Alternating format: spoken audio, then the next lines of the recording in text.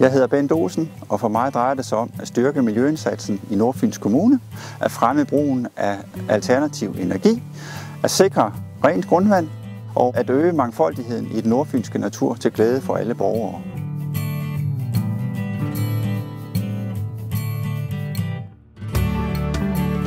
Mit navn er Flemming Holmelund. Jeg er nyopstillet kandidat til kommunalbestyrelsen for SF Nordfyn. At forbedre miljøet er også at forbedre den kollektive trafik. Vi skal være bedre til at binde hele kommunen sammen i et kollektivt trafiksystem.